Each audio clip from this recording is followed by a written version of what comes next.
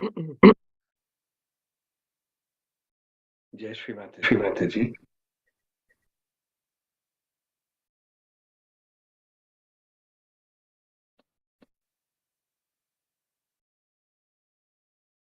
Let's all offer our pranam to Srimadji and get ourselves into Bandhan and into a meditative state.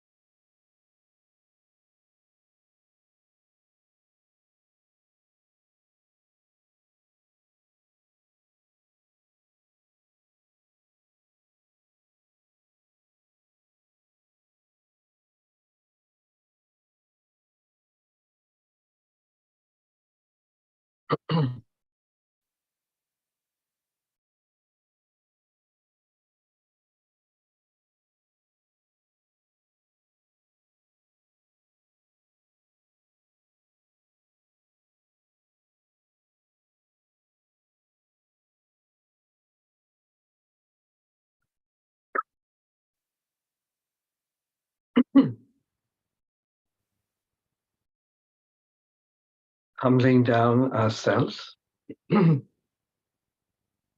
our heart.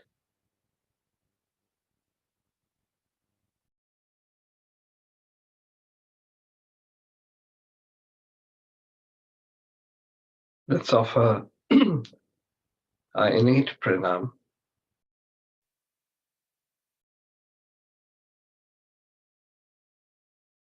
at the holy feet of Shri Mataji.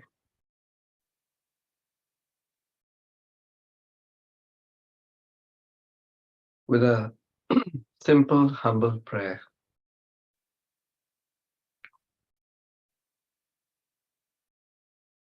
That Shri Mataji, through your grace,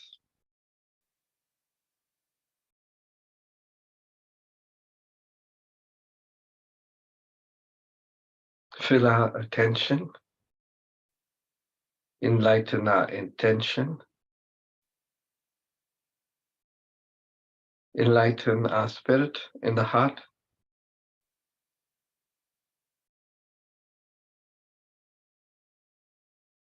and give us that capacity to love. Fill us with the pure divine love.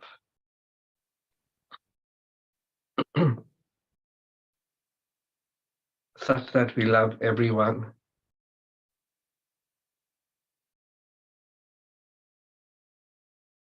Have no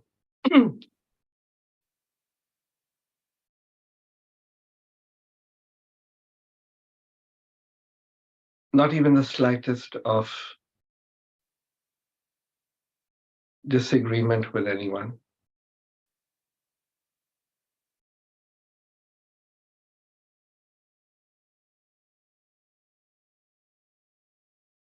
And Shivaji, kindly make us worthy of you.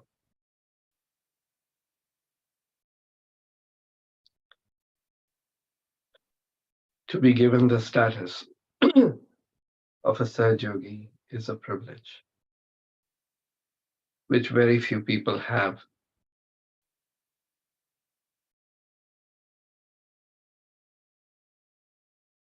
And we have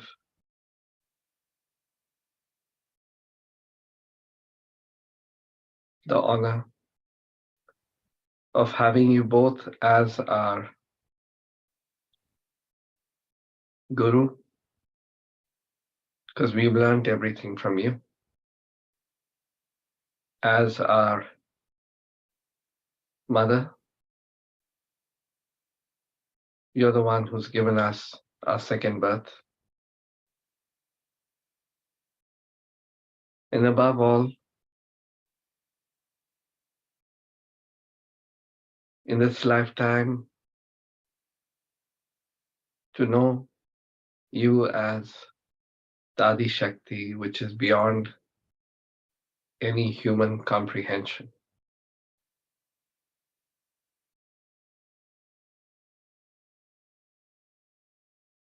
For this, we thank you again and again.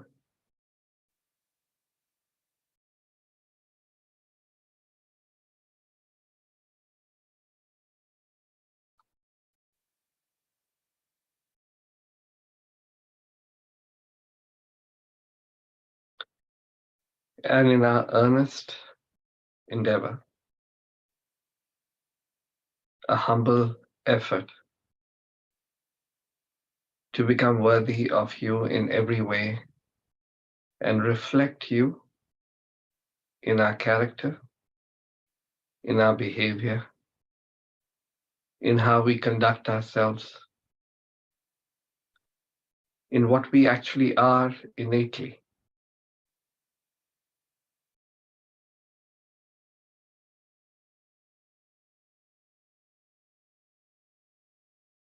Divine instruments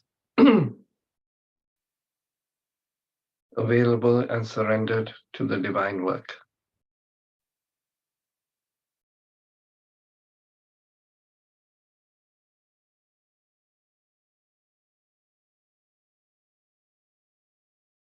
Let's also take a moment by bowing down within ourselves,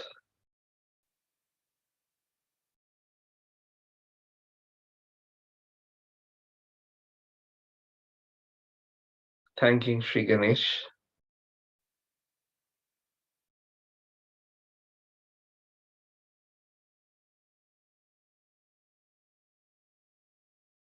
Sri Kartikeya, Srimati's reflection within us as our own Mother Kundalini,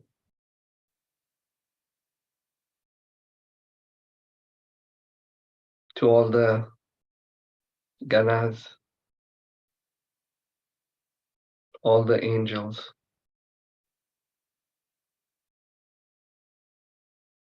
all the Rishi Munis,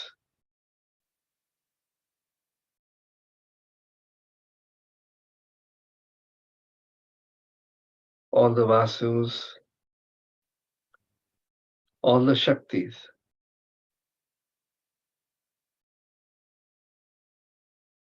to all the deities,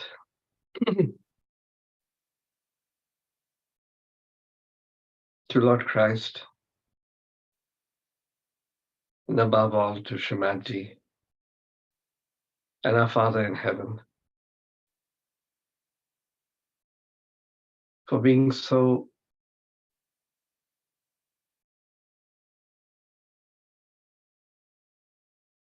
gracious, for guiding us, correcting us, helping us to elevate within ourselves,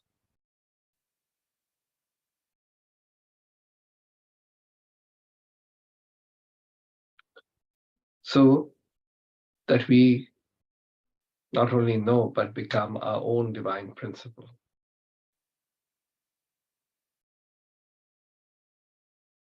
For that, we thank you again and again.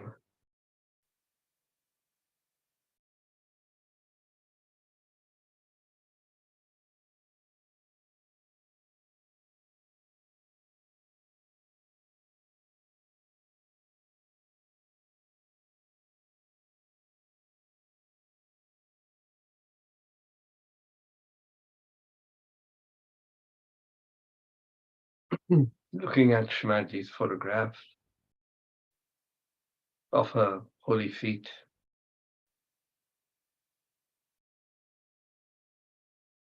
With full concentration and humility and surrender, try to internalize that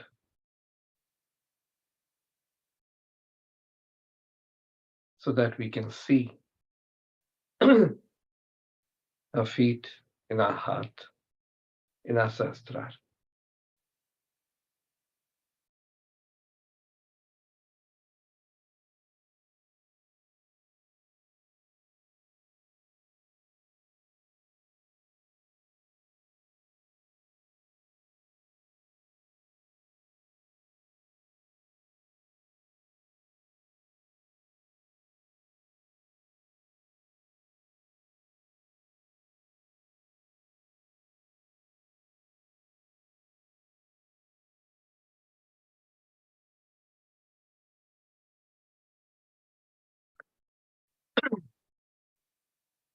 Let's offer the name of Sri Ganesha, and with joy and love, take his name,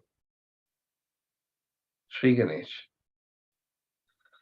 Om Tvameva Sakshat Sri Ganesha Sakshat Shri Adi Shakti Shri Mataji Shri Nirmala Devai Namo Namaha.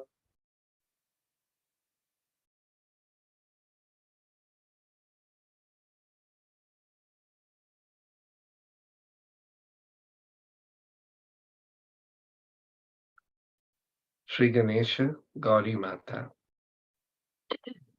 Om Tvameva Sakshat Shri Ganesha Gauri Mata Sakshat Shri Adi Shakti Shri Mataji Shri Nirmala Devai Namo Namaha.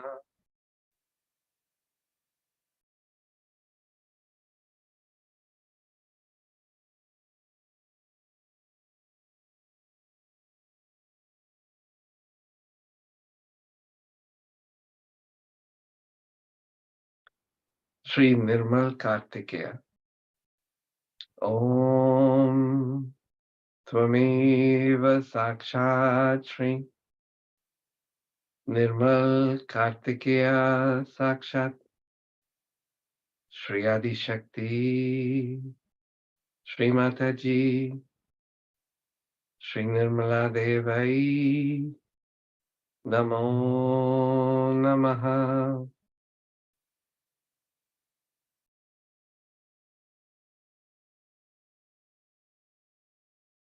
Shri Ganesh Gauri Mata.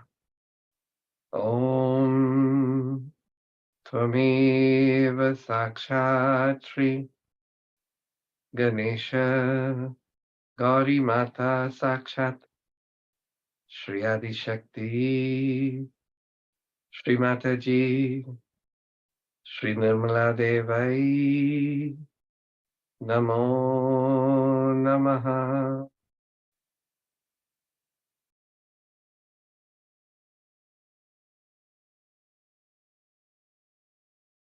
Shri Nirmal Gauri Kundalini Mata.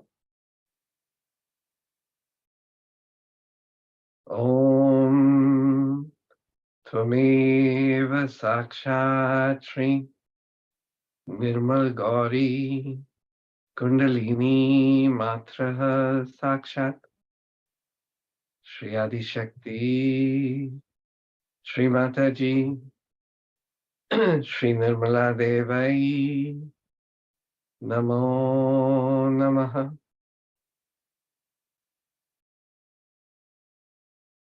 Shivaji, we humbly pray to you that by your grace, may your reflection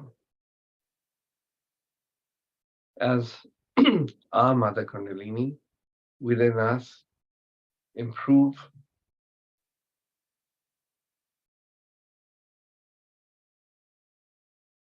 May the Pritibimb improve. And with that, may the divine love, the divine compassion, divine forgiveness,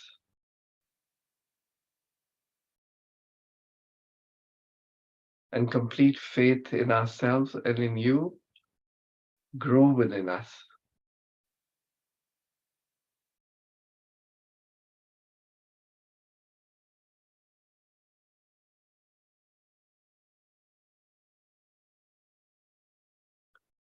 Just take a moment and meditate upon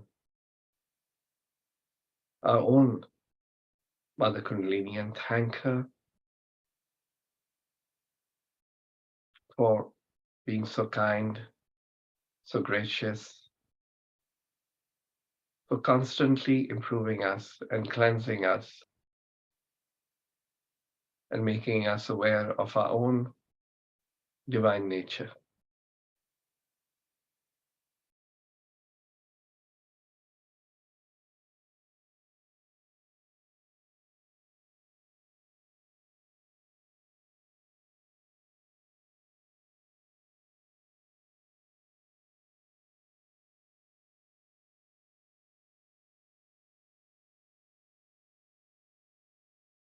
With our attention on our attention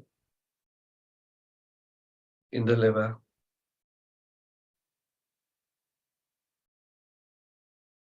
going to our heart and residing at her lotus feet in the Sahasrara.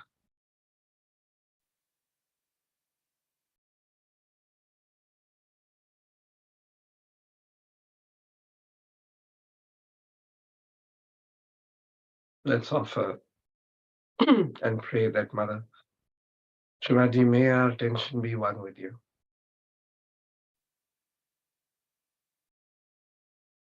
In everything we do, in everything we say, may you be reflected in that. Shri Nirmal Chitta.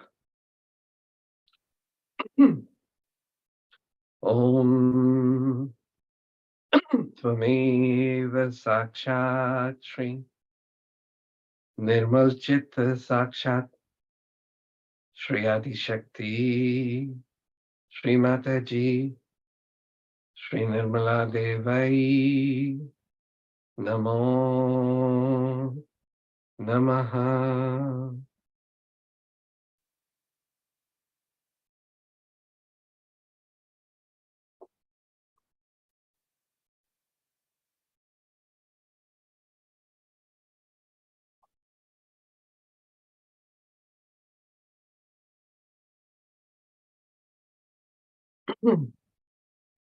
Let's all pray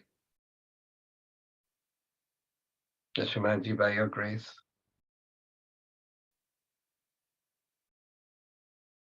may we constantly be in that state of divine witness,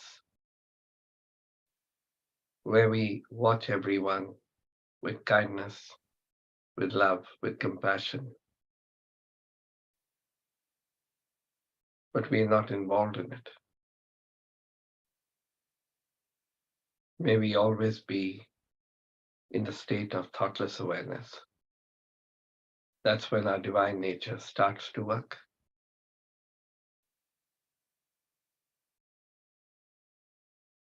Shri Nirvichara. Om Tvameva Sakshat Shri Nirvichara Sakshat Shri Adi Shakti Shri Mataji Shri Nirmala Devai Namo Namaha.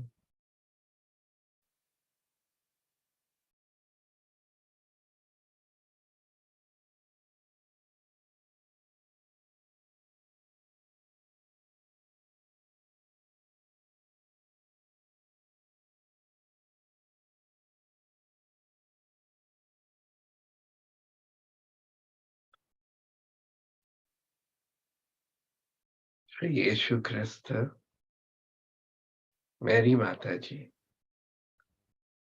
ओम त्वमेव साक्षात् श्री यीशु ख्रिस्त, मेरी माता जी, साक्षात श्री आदिशक्ति, श्री माता जी, श्री निर्मला देवाई, नमो नमः.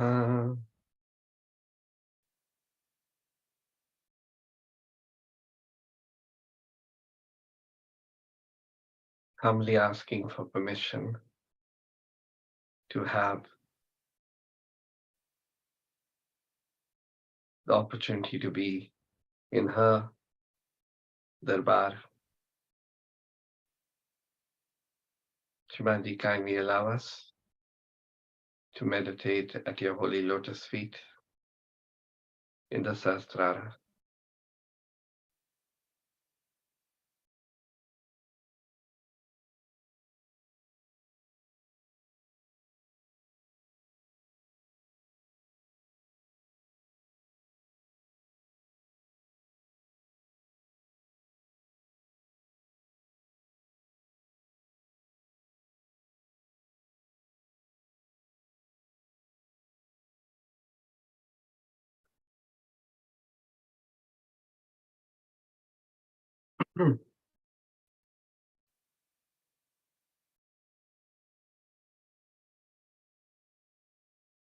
Now we'll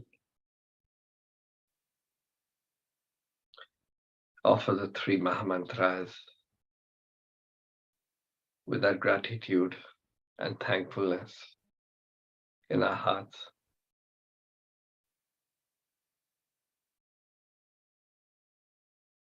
With that promise that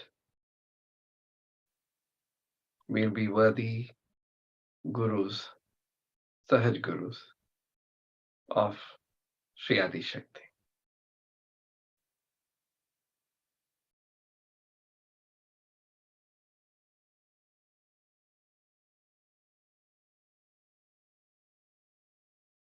Om Tvameva Sakshat Shri Mahalakshmi Shri Maha Saraswati Shri Mahakali Trigunatmika Kundalini Sakshat Shri Adi Shakti Shri Mataji Shri Nirmala Devai Namo Namaha.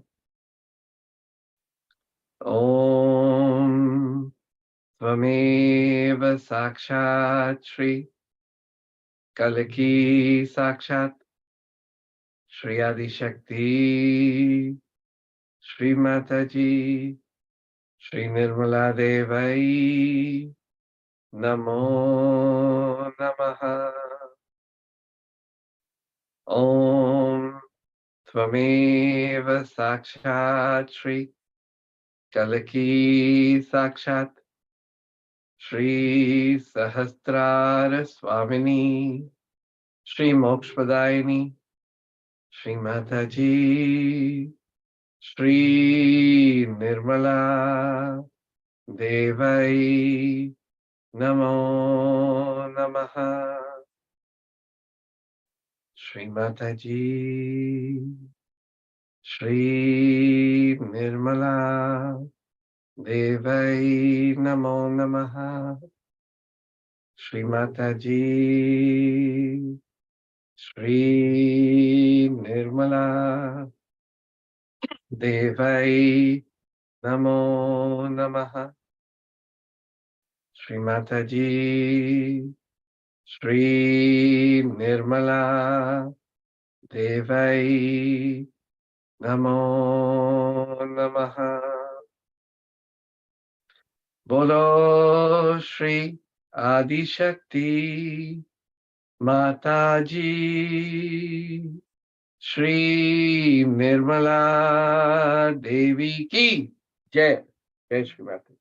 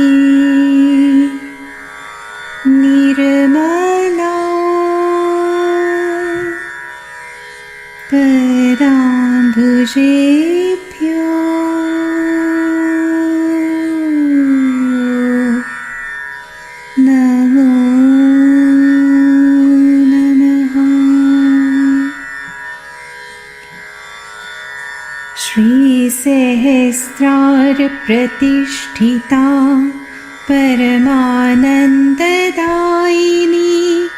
हृदयानन्दकारिणी परं पूजा महानिधि महोपसाधना साध्या सूक्ष्मदेह पवित्रता शीतल आनन्द भावना उपशिरस चित् उद्धारत्री भक्ति अमानितादायिनी परमचैतन्ययोगदा कामधेनु तुष्टिपुष्टिसुखप्रप्यायना नित्या विघ्नप्रतिसमाधान सूक्ष्मतरनिर्मोचका ब्रह्मैकत्वज्ञानदाता निर्मला तत्त्वदायिनी निर्विकल्पप्रस्थापिनी स्वर्गद्वारसनातना भक्तरक्षित्री वरदा निर्वाणशान्तिदायका कलकी भानोद्भेदा देवी सर्वानन्दस्वरूपिणी आनन्दवर्षा गङ्गोत्री जीवनार्थसम्पूर्णका परमचैतन्यसाक्षिणी परमतत्त्वज्ञानदा शून्यस्थिति अनुभावका स्थूलसूक्ष्मदेहातीता पादार्थज्ञान सत्य अभिमुख्या प्रयासलाभदा जगन्मिथ्या प्रवचना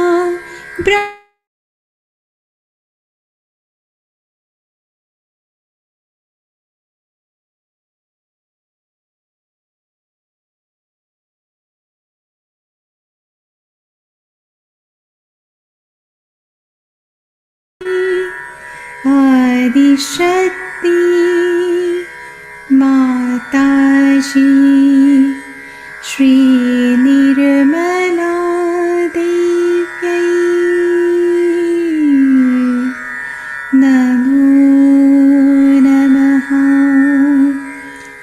श्री निर्मला देव्यै नमो श्री निर्मला देव्यै नमो नमः।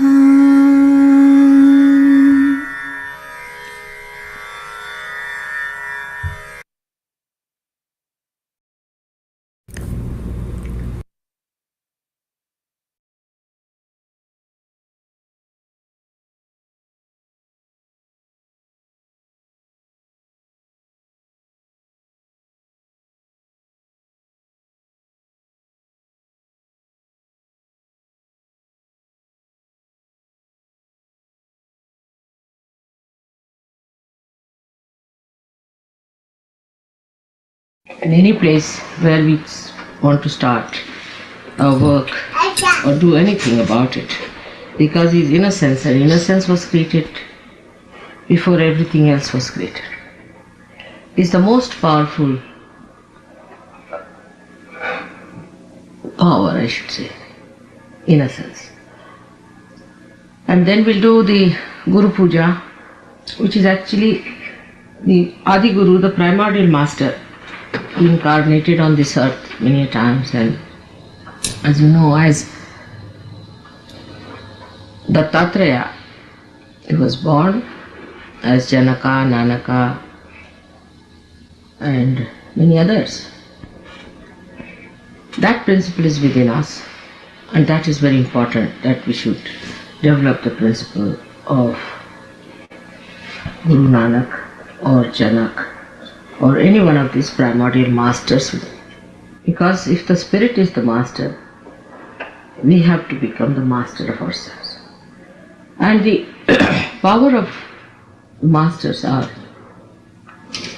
that they are the essences of the innocence of the creator, of the sustainer, and the destroyer. They are the innocence of all this. Out of them, this great personality, innocence of these three personalities was created, this great incarnation. And their innocence is shown by their detachment to things. They live everywhere, just like other human beings, married, living in the families, but absolutely detached. Unless and until this principle is awakened in you, you cannot do such. First of all, this principle of Guru must be awakened in you, which gives you balance. And then the ascent has to be brought in through the spirit, the Atma. That is done by the Shakti, by the Kundalini herself. She is the Shakti, she is the womb. She is the one who nourishes, first of all. She nourishes. That power within us nourishes all our chakras, by which she cures our mental, emotional, physical, spiritual being. Because sometimes we bow to wrong type of people, our spiritual being is also very much hurt. And after that, after she has achieved that, then she ascends through your continual movement and gives you the self-realization. So it is she who is the giver of your moksha. She is the one who is the giver of the peace, of the joy. And this mother of yours resides in you, and she gives you the realization. So we worship her as the power within you, so that you are empowered. You become power. But this power makes you the master. When she comes in the void area, she makes you the master, because she enlightens that Guru principle within you, and you become the master. You become the master of yourself, and by that you become the master of others also. The one who is not the master of oneself cannot be the master of others. So it works out first of all on you, and then it radiates. And that radiation makes others also accept you as the Guru. That dynamism and that compassionate attitude all develops through this Guru principle. But this is the blessing of the Kundalini, the womb, the mother, the one who we call as Aquarius. This is residing within us, and we have to just accept her manifestation and welcome her with open heart, and know that today is the day when we are expecting human beings to rise to that level where they become compassion, love, affection. This is the new awareness with which we are going to be completely fulfilled. And unless and until that happens, there is no chance for the emancipation of human. No doubt about it. We have worked out so many things in so many places And every place I find has a different problem. The most difficult I find is America. It's like Mathura, where Sri Krishna had to go and establish himself. That was the kingdom of Sri Krishna. And where Kansa was ruling. So the people in Mathura were the most difficult people because they were governed by devils. And the devils have a capacity to dominate good people. They are also dominated that even where Sri Krishna lived, they tried to go and harm him and kill him and all. And all the dynamism of these people from Mathura was killed by Kansa, who was to be killed by Sri Krishna. Surprisingly, the first day I came to New York for the puja, the first day it was written, Parivartani Ekadashi. Now, Ekadasha is the power with which the people are going to be destroyed. Now that is Parivartani, means the one by which you are going to be transformed. So how is it the power that is going to destroy is going to transform you? Firstly, it will destroy all that is oppressive, all that kills your dynamism, all that makes you slave. That is going to be destroyed. Secondly, people will be frightened, the half-baked ones who are neither here nor there. That will be destroyed. And that awe will change. Thirdly, when you see that your kith and kin are going to be destroyed, then you will have much more compassion, much more tolerance for them, and you will try to save them. So that is what it is, where Sri Krishna had to raise a complete mountain on his fingertips, like this, on the right side. Govardhan Dari was called. That is what is my job here, is to raise the mountain, I think, and place it on my fingertip like that. But this finger has to be strong, and this finger is nothing but the Sahajogis of America, and they have to help. By their dynamic behavior and by their proper understanding, responsibility as the people belonging to this great nation of fatherhood. This is the finger of the father. And that fatherhood has to be dynamic, has to be overpowering, and has to be very responsible. And in that responsibility you learn so many things. So that's my job is, that's my goal is. She asked me in the TV, what is your goal, mother? I didn't tell her that I have to raise a mountain on my finger. She would never have understood that. But that is what one has to do here. To raise the mountain. And I find it's like that. Mountainous. And the base of the mountain seems to be Houston, which is the most difficult part of it. They just don't move. They just don't move. It's jada. It's very, very tamasa. It's so full of ignorance and so full of heaviness. That is the most difficult part.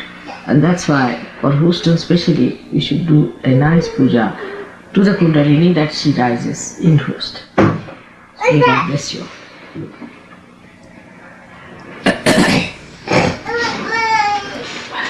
Can you get me the handkerchief? Get to my house.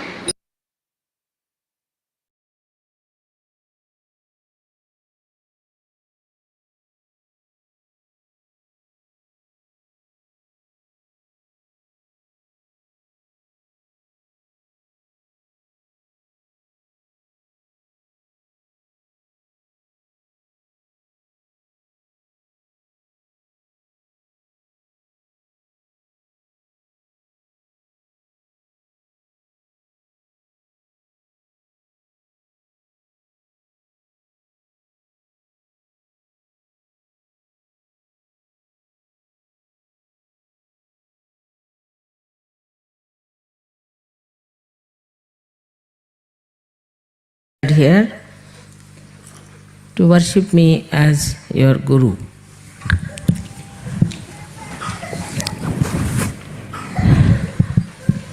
I must say that I lack many qualities that a guru should have.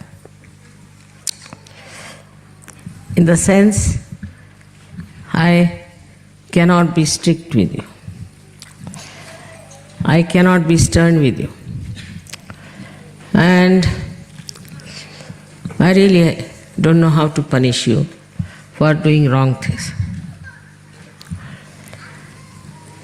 This may be because normally I think the gurus have problems with their disciples who are mostly not realized souls. As they are not realized souls, the gurus find it difficult to communicate or talk to them about the subtle problems that they have.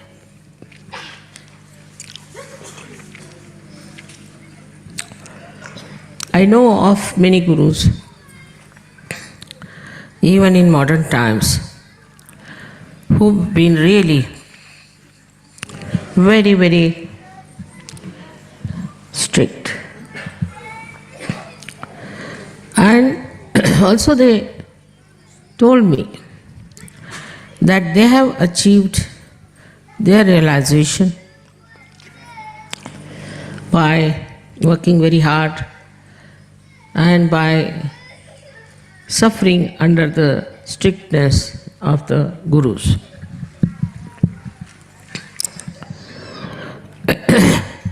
Sometimes I was really filled with great compassion for such disciples who haven't yet received their realization. They had gurus who were really realized souls, and they never had their realization. And the guru was extremely strict with them. There was one gentleman I met in Kolhapur, and he got realization in 1 minute. So he told me that his guru had told me to go for fast every month, at least for 8 days. All right. Then he asked me to build a temple of Dattatreya in his village. And every day he must go and worship Dattatreya in the morning time and in the evening time. He spent so much money. And still he didn't get realization. And while you hardly took 2 minutes to give me realization, Mother, what is this? How you have been so gracious to me.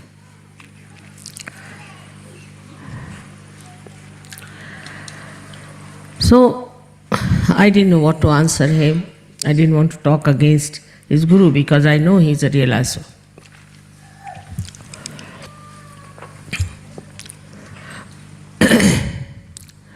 Actually, most of these gurus and incarnations were very helpless with human beings. Perhaps they didn't have such beautiful disciples as I have. Perhaps at this time, all the good people who were seeking divinity are born, and they are here as Sahajogis. I never had to work very hard on them.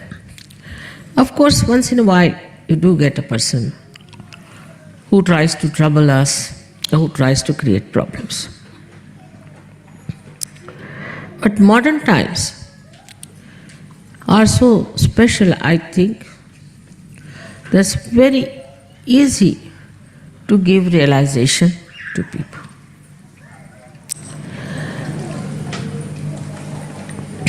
At the time of Moses, he had made laws because of the decadent society of the Jews at that time. And that one was very hard, very, very hard, which we know today as Shariat, was taken over by the Muslims. And even now the punishments, according to so-called Quran, are so hard that you can't believe it. And most of the pressure of all their dharmic laws are on the women. Whatever it is, even in the Bible, if you read Christ, he has said that all those 10 commandments are nothing. You have to go beyond them. And he says, if your one eye is mischievous, is committing sin, take it out. What's the use of the whole body getting contaminated by that? Or if your one arm is doing something that is wrong, you better remove it. Because of one arm, the whole body will suffer. He said that, it is said that you should not be adulterous, but I would say that you should not have eyes in which for any woman you have desire, you have committed the great sin, and you'll all go to hell, all those people will do it. So you should not have adulterous eyes. Another thing he has said, that if somebody slaps you on one face, you should turn another cheek towards that person.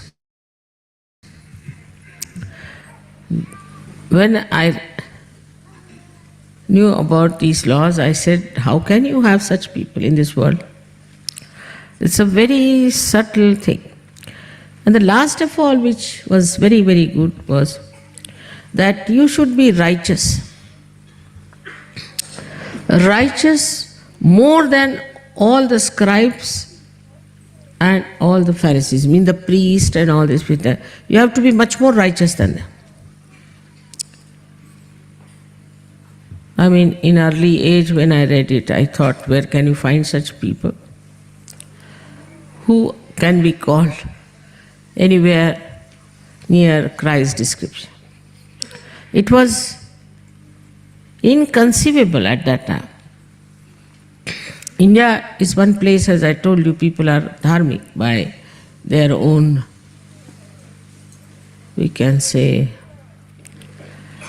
their own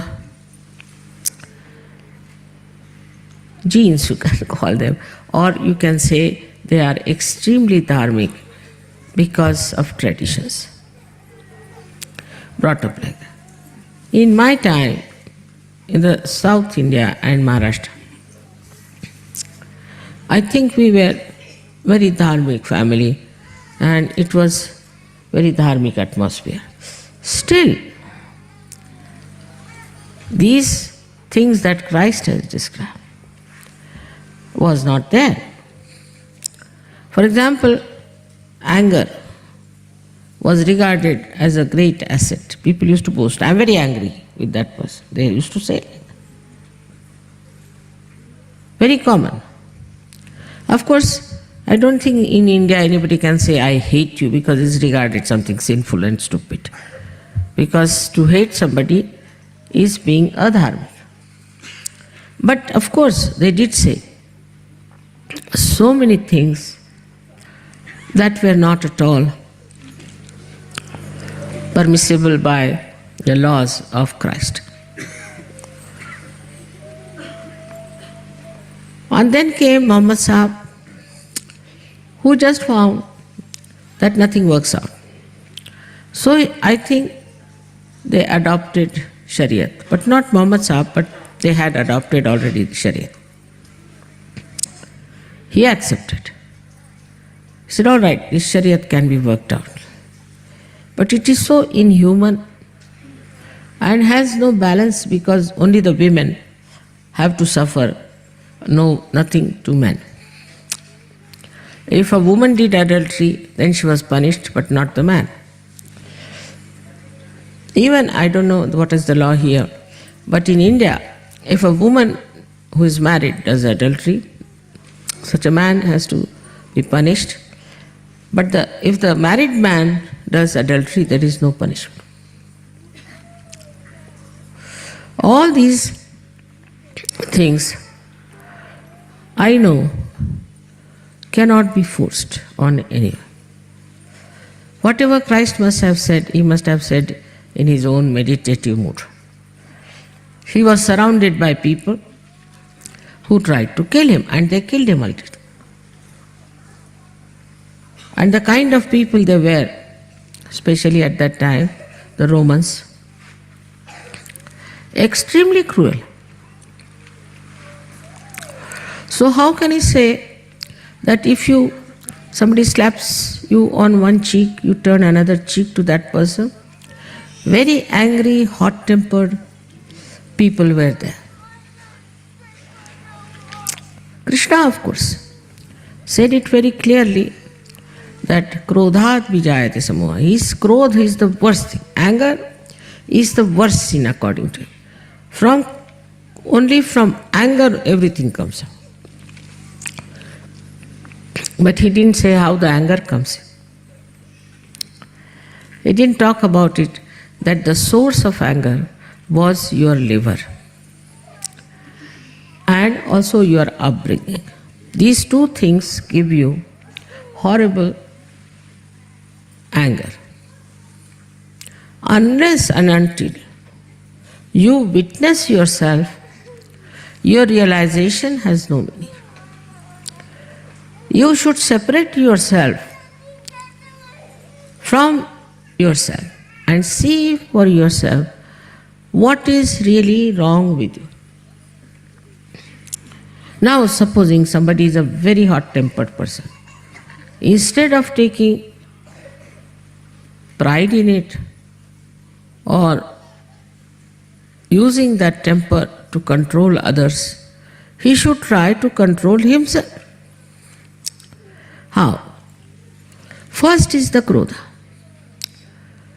Anybody who wants to be a saint should know that anger, this krodha, should have no place. How do you do it? You first of all witness yourself how you behave. For example, I would say artificially you become angry, artificially. And stand before the mirror. See your face, how you look like. You'll be surprised. It looks like a face of a monkey or a tiger or I don't know what animal you must have been in last life. And then you are amazed that you are still carrying the traces of that previous life that was whatever was the animal. Then the second thing would be take out the anger upon yourself. As we have in Sahaja Yoga, we write down our own names and beat it. But it should be that if you get angry with yourself, then you will see that you have won over your anger. Because angry people only torture others, they don't torture themselves. Of course, sometimes they feel bad. Later on, they feel, I should not have done this. They develop a left Vishuddhi. But mainly, if you start getting angry with yourself, why should I have done this? Why did I do this? Why should I get tempted to this? You'll be surprised your temper will go down. And also, physically, you should say you have a liver problem. With that, you just face yourself and tell that I am going to get rid of this liver problem. How dare it become my enemy and stop my ascent in spirituality. So the witness state has to be developed. For a Sahaja Yogi, it's very important to develop a witness state. But normally what happens, that Sahaja Yogis develop a witness state for others. Now you know in Sahaja Yoga, the door is open to everyone. And some mad people also walk in. Some funny people also walk in. Some very bad charactered people also walk in. All kinds of things. So now you should see, what are you worried about? Are you worried about people who have problems, who are no good, for whom you cannot say that they will be Sahaja Yogis, or you are enjoying the people who have got Sahaja Yoga? This temper sometimes has made people really mad, I tell you. Can go into your head and can make you mad. And we have some mad people in Sahaja Yoga. We have still. But they have become so mad that now they are no more angry, they are no more troublesome, they are just mad, that's all. For such people you shouldn't worry. There's no need to witness others, witness yourself. And I sometimes feel that anger comes through too much austerity, too much of extreme nature also. Some Sahaja Yogis are extremely austere about everything. It's maddening. In Sahaja Yoga, everything is Sahaj. It's spontaneous. We are not to be austere. We should not be particular. I said now it's not better not to wear a black sari or something, if I say so. Then it doesn't become a sentence from Brahma. Supposing then somebody is wearing a black sari and coming, you will all run away from that person. Or black clothes. It's not that. You are gurus yourself. Why should we be afraid of any kind of person who comes to, whether it is black, white or any type? Why should you have any fear? The another side of temper is fear. A man who is hot-tempered always have fear because he sees himself in others. He sees that another person also must be having the same kind of temper and he'll attack me. So he is always on the protective. In a Sahaj manner, what we do is to live without fear. He said that wages of sin is fear. But I would say wages of anger.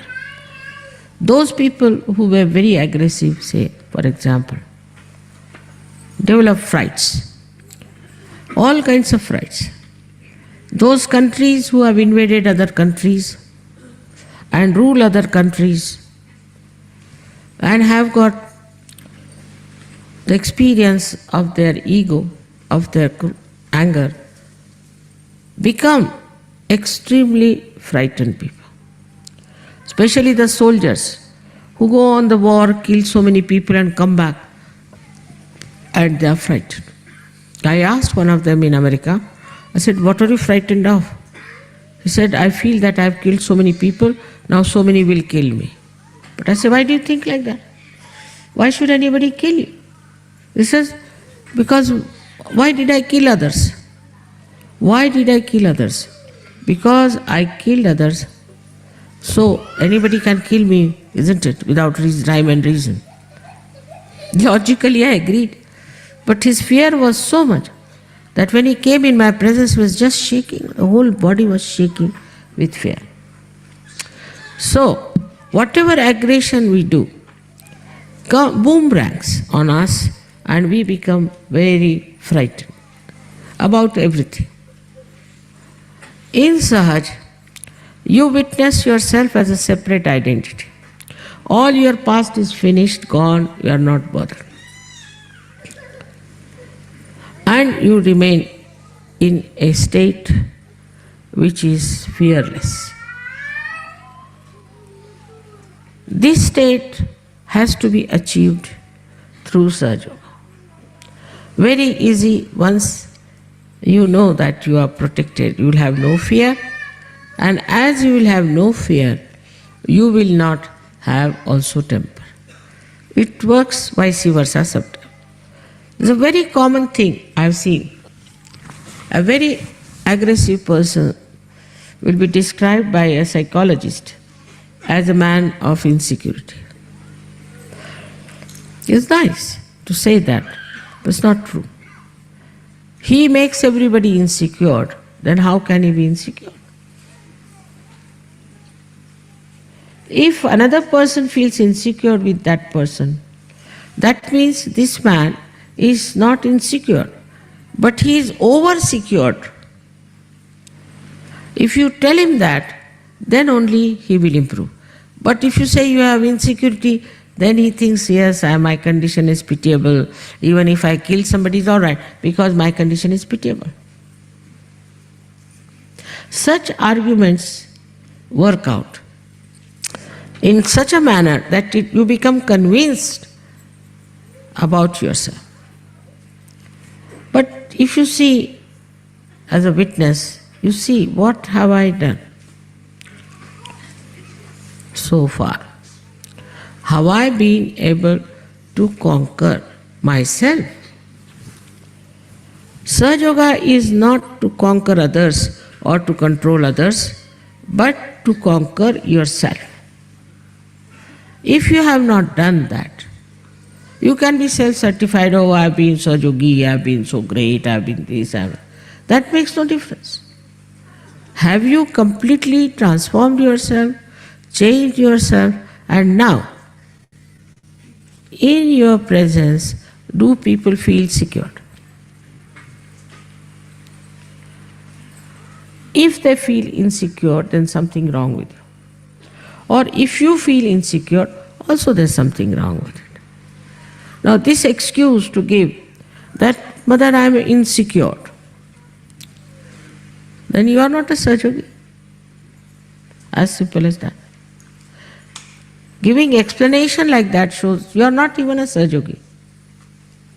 So now to become the Guru, first of all, you should have a great sense of forgiveness. So much so like Buddha's. Once Buddha was giving a lecture in a village, and suddenly somebody came in and started abusing him, saying all kinds of things and all that. Then somebody told him, what are you doing? He is Buddha, the one who is enlightened one. He is trying to help us to become good, and you came and shouted at him. So he was repentant. He went to see Buddha, but Buddha had gone to another village. So he went to another village, second day, and he went and fell at the feet of Lord Buddha. Lord Buddha said, what's the matter? Why are you falling at my feet? He said, sir, I must say that I didn't know. You were the enlightened one, I just shouted at you, said things, I don't know what happened to me. So please forgive me. He said, when did you say this to me? Yesterday. Where? In such place. He said, yesterday is finished now. What is there to forgive? Now, he came begging of his forgiveness, repenting immediately. He said, yesterday is over. That is one of the greatest qualities Sahaja Yogis should have. To call yourself a guru, you must also have maturity. And the maturity part is sometimes very, like yesterday in the drama. I was surprised when it took some time, some people came in when they were giggling just like children. It shows no maturity, no respect. Anything laughable is there, of course one can laugh. Any enjoyment is there. But shows such childishness, they are doing some drama, making fun of them. Very common. With Sahaja Yogis I have seen, especially ladies, they laugh at things where they should never laugh. I am sitting there and you are watching something. What is there to laugh? Shows complete immaturity. Another thing I have seen is in small things, especially in money matters. It's very funny. I have to tell you this. Turkish people, our Sahaja Yogis, have no money. Everything was stolen away from. So I said, all right, you send some shirts here and we'll sell those shirts, and extra money you can take it, because they would not take money from you. So when they sent the shirt here, they said that, mother, I don't know marketing. They said, mother, it should be $21, $22. Many of them said it is expensive. Then I said, all right, collect money from everyone, $22 each without giving any shirt. Finished. For Turkey. But a false guru takes money from you, you don't mind. Sahaja Yoga is free, of course. No doubt, Sahaja Yoga is free. But you have to contribute. How are we to run this Sahaja Yoga? There's no sense of donation in you at all. For a guru, one must know how to donate. I'm surprised sometimes. There is no sense of donation. We got something, say, terracotta from India to help those people. And I was surprised that these Belgian women are so funny that they were telling everybody it is expensive. If they don't want to buy, they need not buy. Others were willing to buy, but these women were telling that these things are expensive. Where do you contribute for Sahaja Yoga?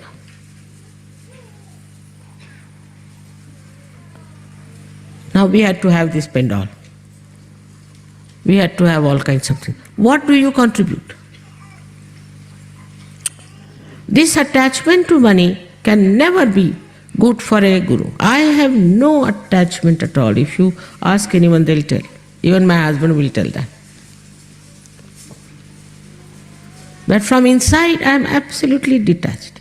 I don't know banking, I don't know how to keep account, somebody keep account, somebody does that. But this attachment to money in Sahaja Yoga, I won't say like Christ that you will all go to hell, but you won't rise much higher. You have come for your spiritual ascent. I don't say you go to Himalayas, stand in the cold, stand on your heads, nothing of that. But the another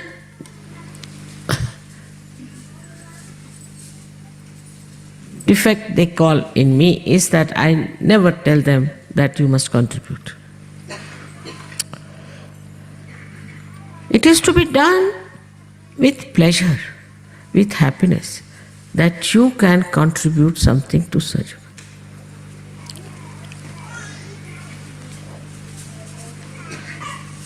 Yoga. In any case, whether you give it or not, I'll have to contribute for Turkey, no doubt. I'll do that. Now, this kind of a thing, as a market is there, this is expensive, this is cheap, that. This is just an excuse because I know you can never contribute even $20 for anything. So I bring their clothes. All right. They have stitched the shirt, sent it here, and now I'm surprised. But if the free presents are given, it is very much acceptable. And nobody sees how expensive it is. So now I would say that on money matters, a guru has to be absolutely detached and giving and generous. You'll enjoy your generosity, but the problem is you are not generous at all.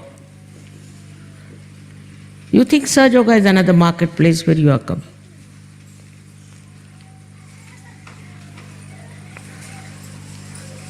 So the generosity part is so much missing, and it's very surprising. They asked me that, Mother, please, we need some chiffon skirts and blouses for this summer. You stitch them for them, bring all the way. Nobody wants to buy, it's all lying there. There's no shopping here. So I'm going to tell you that as long as all these things are exhausted, I am not going to ask any country to send anything here for sale.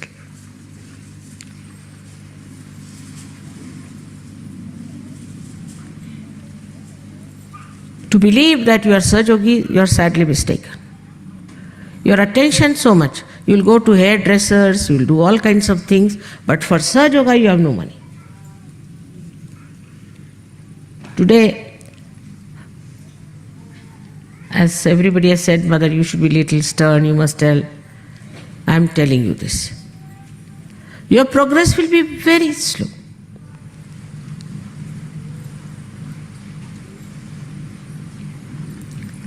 Secondly, you have to introspect to find out what have you done for Sahaja Yoga. How many people you have given realization. You have powers. These gurus never had powers, though they were realized souls. You have powers to give realization. How many you have done it? And once you start doing that, you get about 10 people, 20 people from somewhere.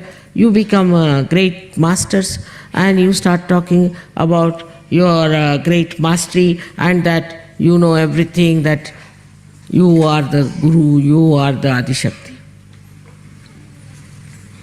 This is at the Agya level.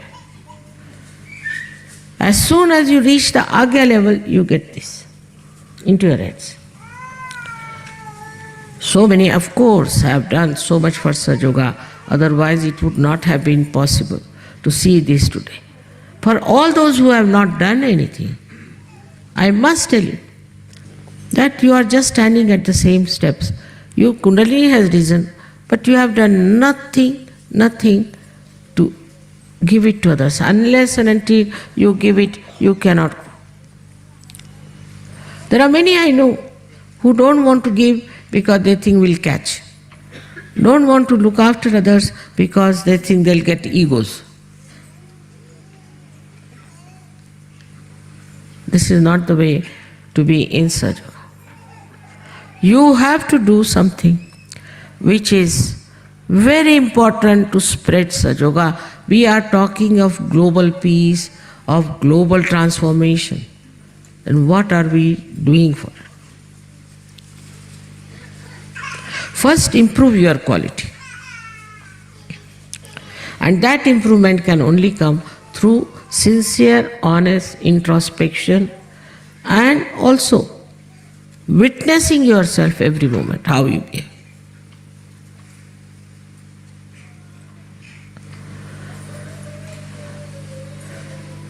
I must tell you about myself that from my very childhood I was like a grandmother. I would not tolerate anything nonsense, any stupid jokes, anything, like a grandmother. And now I am a grandmother also. And this maturity has to come in you. to talk cheaply is all right. Some people have that habit. They are no Sahaja Yogis. But the ones who follow them and talk like that shows that they have no maturity. If they were matured, they would change all these people.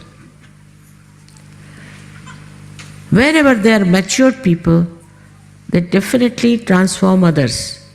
And their own behavior, people are surprised how they are. This may be exceptional, maybe very few like that. But only thing why I am pointing it out to you, that when you find somebody like that, then please try not to listen to such a person, not to follow such a person. But such a person is extremely forward type. And everybody becomes sort of a follower of such a useless Sahaja Yogi, so-called. So we have to mature. Now, how do we mature? Many ask me this question. We mature by meditation, by nirvicharita. You have to in thoughtless awareness to grow, otherwise you cannot grow. Now, you should practice this thoughtless awareness, otherwise also. Say you are walking on the road, suddenly you see a beautiful tree, you should become thoughtless. Creation of divine, how beautiful it is, you should become thoughtless. In thoughtless Sahaja works, otherwise it does not work. You plan everything, you do everything, it won't work out. If you leave it to Sahaj, it will work out. But that never means that you should be lazy about it or also unsystematic. No. You have to be alert, extremely alert, because if you are not alert, you will not see how the Sahaja is helping you.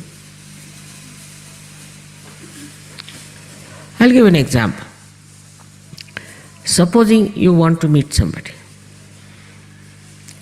Now that person has said, I'll meet you at 11 o'clock, say for example. You have to be alert. He said he'll meet you at 11. By some chance you are late, supposing. So you should be alert that you are late with the gentleman. At that time you should give a bandhan or raise your kundalini, do something so that you meet that person in any case, whether you are late or not. But normally you should not be late. If you just give a bandhan and say, I must be there at 11 o'clock, you will be there. Sahaja will help you. But you even forget to give bandhans. You even forget to raise your kundalini. You even forget to give vibrations. So to mature, first of all, you should know you are now Sahaja Yogis and that you can control the whole situation if you are one with this all-pervading power. It's very simple. It was very hot. Everybody was saying it's very hot. All right. I got up. I said, I'll make it. Within 15 minutes, I made it cool. I say I made it. I. But it's not I. My connection with this all-pervading power has done the job. But the connection has to be sincere, strong, honest, and all the time in your mind you should know that you are connected. This situation is very simple to achieve, this state where you all the time feel, I am one with the divine. Because you are not alert, you don't want to see the miracles of this great power which you are in connection. You are busy with other things. Your attention is somewhere else. You're looking at other things. And then suddenly you say, Mother, how is it I am such a Sahaja Yogi? I could not do this and that.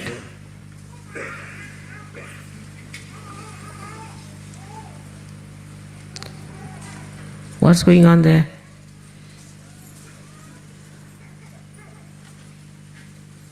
Even when I'm speaking, I see people are busy with something else. So what you call is to mature through your meditation in nirvicharita, in thoughtless awareness. Unless and until you enlarge the state of thoughtless awareness, you cannot mature, because only in the present you can mature. And present is thoughtless awareness. And I have seen what is happening, that people are only expecting all kinds of miracles from Sahaja Yoga, all kinds of help from Sahaja Yoga. But they never think, what help are we doing?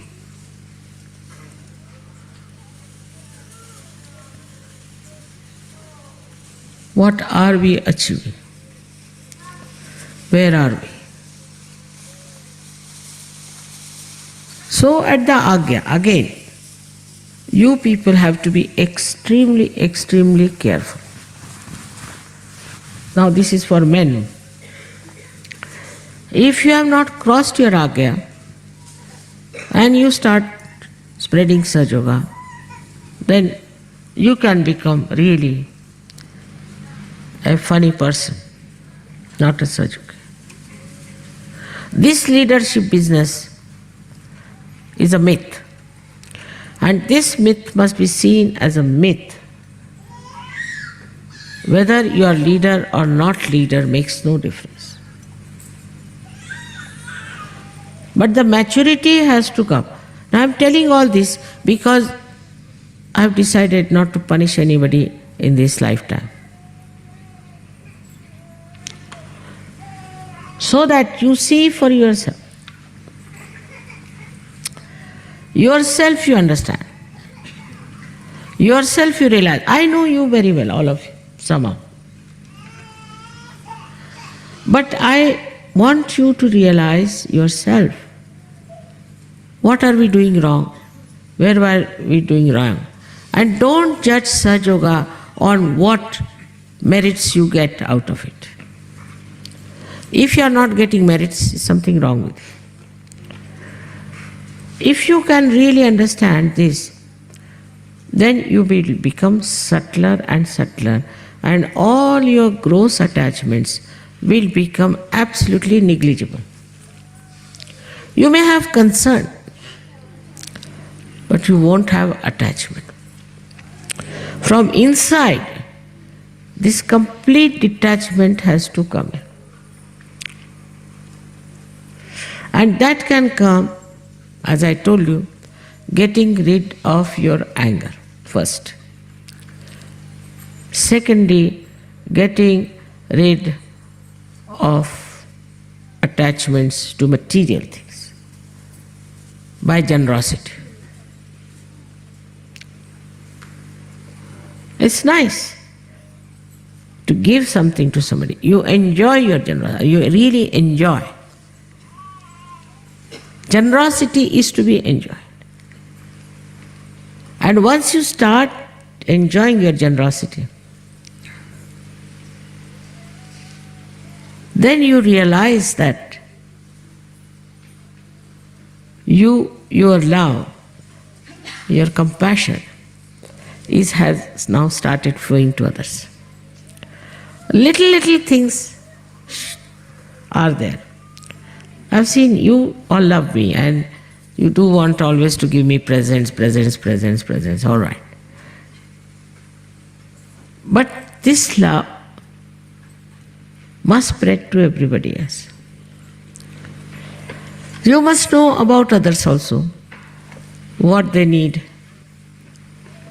and what you have to do. If somebody needs something, can you get for that person? Can you love that person? Can you give it to the children of other people? Something that you have. If this generosity could be just, maybe, I don't know, because I don't have to force myself to be generous. Everybody says, Mother, you are too generous. In my family, everybody thinks I am very generous and a gone case. But I don't have to generate. But perhaps you people, through introspection, will definitely become generous. And this generosity will start flowing. I've known people who have lots of money, lots of things, but not one single pie they'll give to Swachh Yoga. Not one single pie.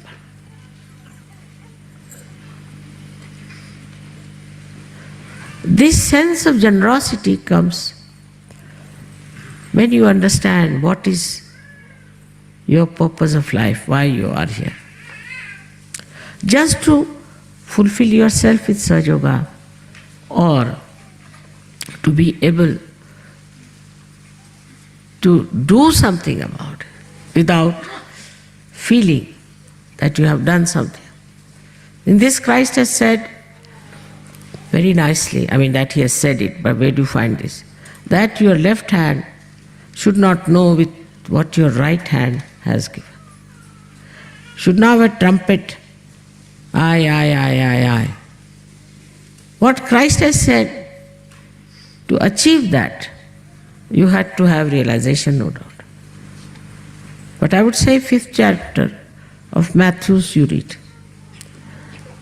Such things so subtly did that you'll be surprised that how this religion in the name of Christ has gone on the other side of it.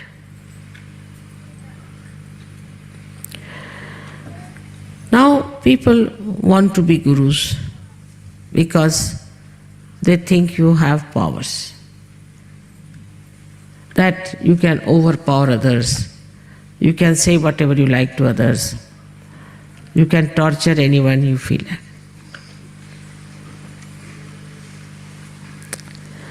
That's has been before, I know. Gurus have been very, very cruel to their disciples also, I know that. Once I went to Ambernath and one gentleman came to see me, his name was Swami Jagannath. And he said that my guru has told me that Adi Shakti is going to come to Ambernath and I will try to come at that time. I said, who is your guru? So he told me some name. He was realized soul, no doubt. So he came down. He said, Mother, should he come to you or you will go to him? I said, see, I am a mother. I am not a guru. The gurus don't leave their places. Can you imagine? They call it takya. The guru should not leave his place, he should sit there and everybody must come to him. I said, I am the mother, I will go and meet him. So I met him. And the fellow who had come, this Jagannath fellow, I said, what's the matter with you? Why don't you open his agya? He's in so much pain. He said, who opened my agya? Why should I open his agya? I said, you are the guru, you are the master. So what? My guru never opened my agya. I had to fight my ego all the time, and that's how I got everything all right. I said, it's so easy to open the agya, why can't you open? So I turned his agya and opened it. He was very happy. He said, you are a mother, you do what you like. We are not going to do this.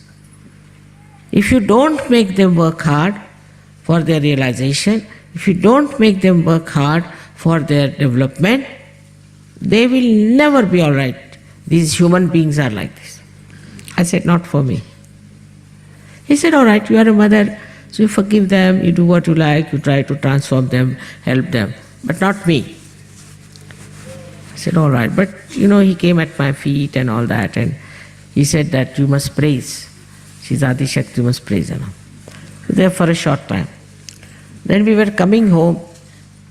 Then this Baba Jagannath tells me, Mother, thank God you have opened my Agya. So I said, what happened? My Guru, when I came, he gave me 2 slaps on the face. I was running his ashram, supposed to be the Guru. 2 slaps, and put me upside down on the well.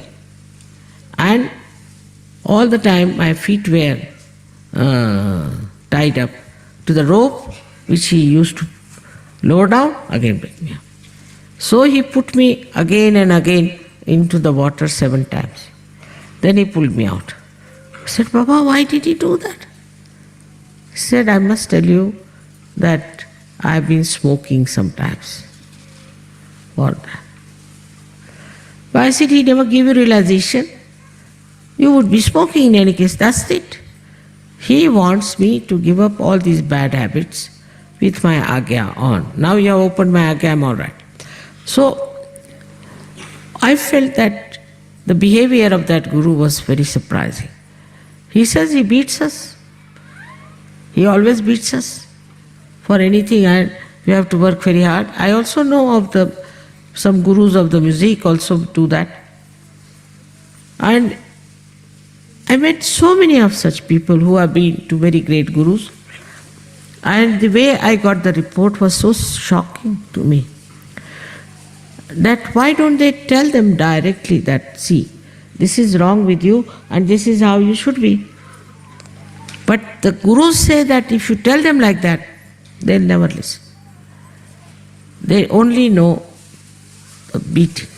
I said, Pa, what do you say? They only know beatings, yes. So the whole attitude towards the disciple is not of compassion, I feel. There are, of course, other Gurus also who take a terrible test of their disciples. Like as you see Sri Ramadasa. This was nothing compared to what Raja Janaka did.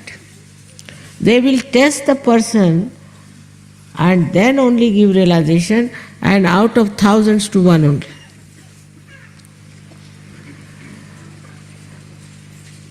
That is how we've got so many false Gurus also, because they were all discarded by these realized souls. So, at this point, we have people who have got realization. When the real Gurus are like this. I met another one. He asked me, why are you giving realization to all these useless people? I said, why? And there were some Sahajogis, he said, how many can give life for Sri Mataji? I said, why do you want to ask for their life? I don't want their life. See, this is the first question. He said, I have many who will give life for me, and he has not given them realization. So now, at this juncture, when we have people who are seeking, who are going to these Gurus, of course false Gurus you forget, but even real Gurus, they do not get their realization. Now you are capable of giving them realization, just imagine. They have big ashrams and things like that. They cannot give realization. While you can, all of you can give. Now, it's like this, that if you put little light in a lamp,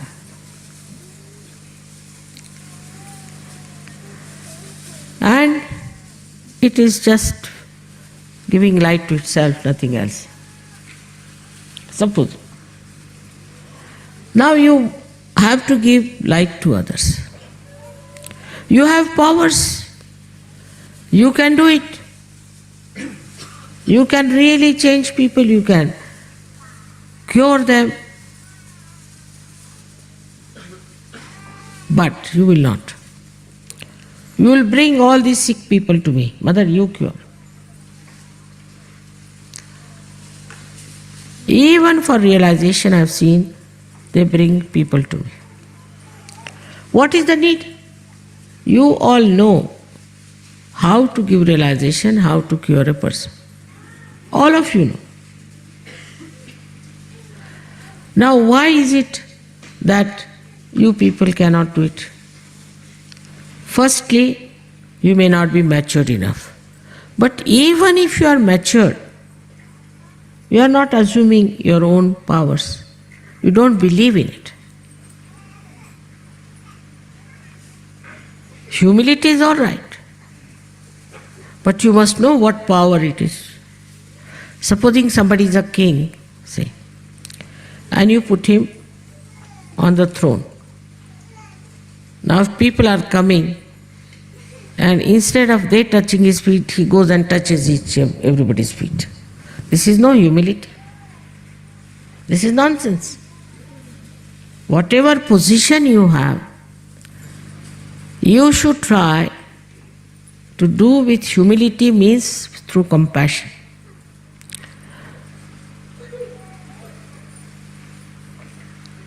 The maturity is this, that you should know that you have these powers. You should know how to preserve these powers. You should know how to grow in peace. And then when you meet people, you should assume inside, I may be a housewife cooking for my grandchildren, doing this, doing that. But once I am sitting on the chair, I know what I am. You may be anything. You may be a clerk, you may be dishwasher, you may be anything. That makes no difference. But once you are a Sahajogi, you are a Sahajogi. Then you must show your dignity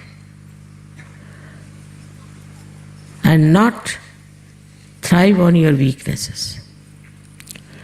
You are much better than all these realized souls who have achieved the realization in thousands of years because you have so many powers. But their self-confidence and assumption is not with you. Some people say we are afraid of ego. How can you have ego? It's finished now.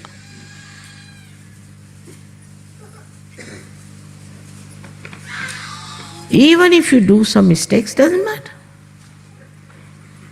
Mother, I touched my left foot, I touched my right. Makes no difference. Because of no self-confidence, you become austere in Sahaja. If you are self-confident, then why should you be austere?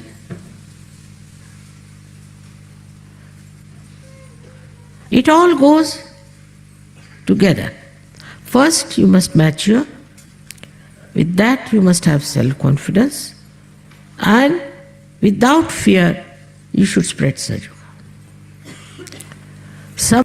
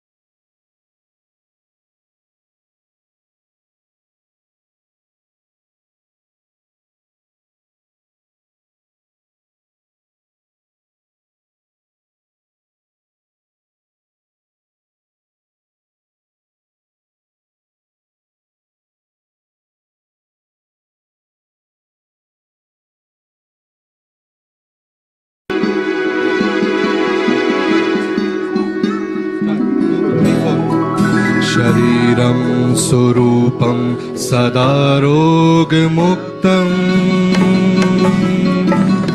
यशाचारुचित्रं धनं मेरुतुल्यम् मनश्चेलगं गुरुरोरङ्घ्रिपात्के ततत्किं ततत्किं ततत्किं ततत्किं जय माता दी जय माता जी जय माता जी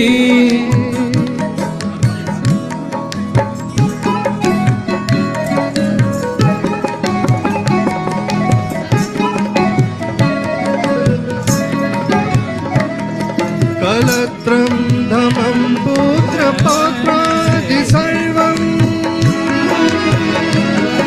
कलत्रं धमं पुत्रपौत्रादि सर्वम् गृहं बन्धवा सर्वमत्ताधिजातम् मनश्चेलकं गुरुरोरङ्घ्रिपात्ये ततत्किं ततत्किं ततत्किं ततत्किं जय माता जी जय माता जी जय माता जी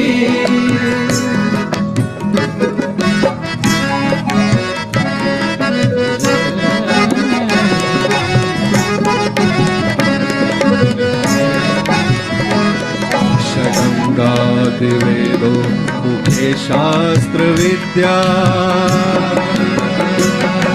कवित्वादिगाढ्यं सुपाद्यं करोति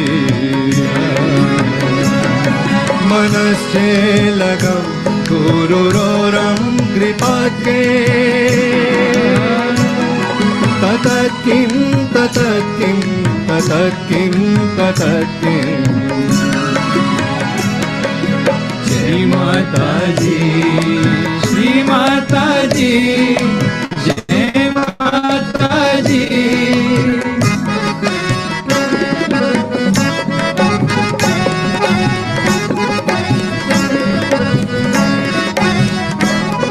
विदेशेषु मान्या स्वदेशेषु धान्या सदाचारवृत्तेषु मातो न चान्या मनश्चलगं गुरुरोरङ्घ्रिपात्ये ततत्किं ततत्किं ततत्किं ततत्किं जय माता दी श्री माता जी जय माता जी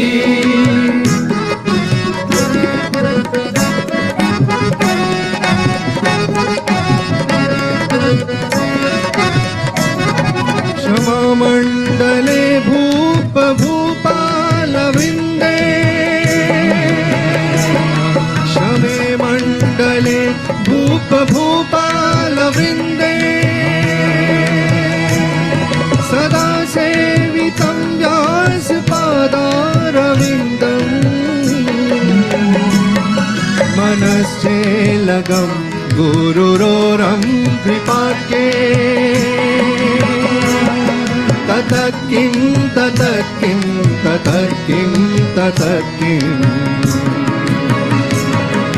जय माता जी श्री माता जी जय माता जी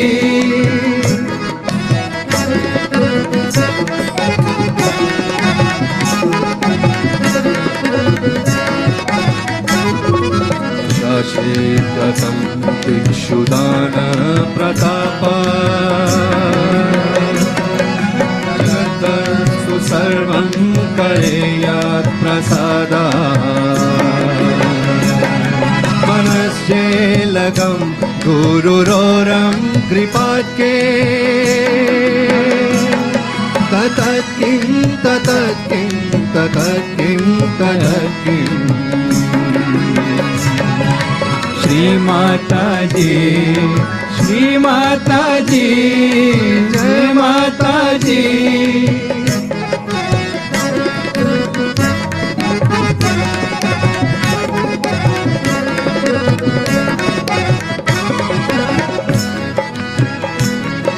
न भोगे न योगे ववाजे में मेधे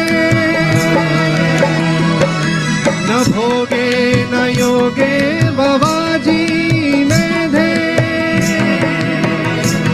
न कान्ता सुखेनैव वित्तेषु चित्तम् मनश्चेलगं गुरुरोरं कृपाते ततः किं ततः किं ततः किं ततः किं जय माताजी श्री माताजी जय माताजी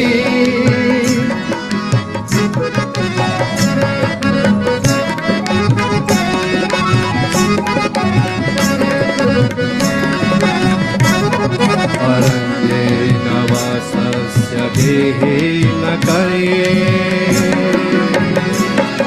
न देहे मनोवर्तते मनश्चेलगं गुरुरोरं कृपात्ये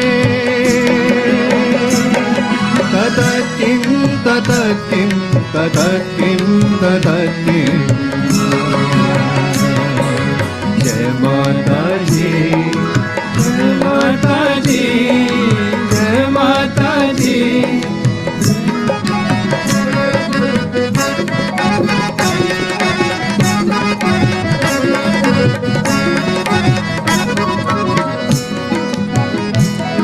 गुरुरोष्टकं ये पठेत् पुण्यदेही गुरुरोष्टकं ये पठेत् पुण्यदेही यदि भूर्पति ब्रह्मचारी च गेही लभेद्वाचितार्थ पदं ब्रह्म संज्ञम् गुरुरुक्तवाक्ये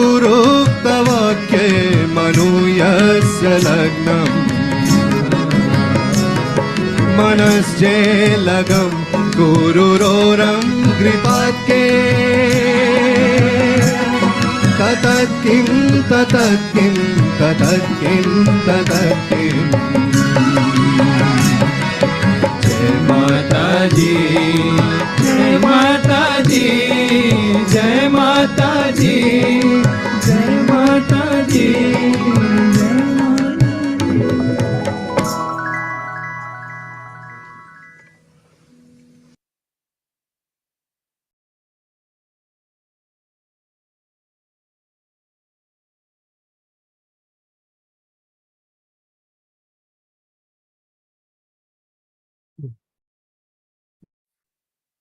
We'll offer a short puja.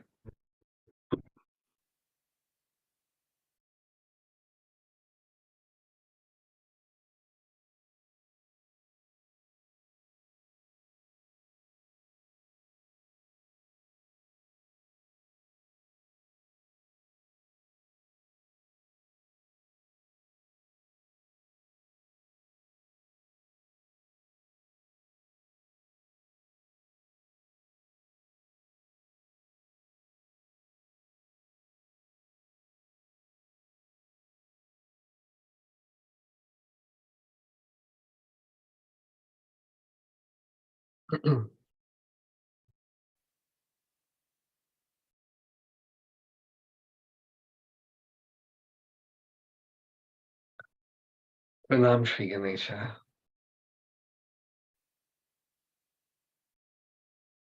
Verily you're the one who creates auspiciousness, who fills us with auspiciousness, who makes us auspicious.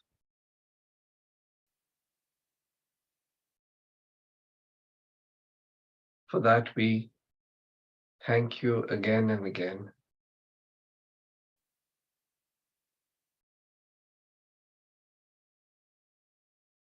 Through your grace, may this whole world become auspicious.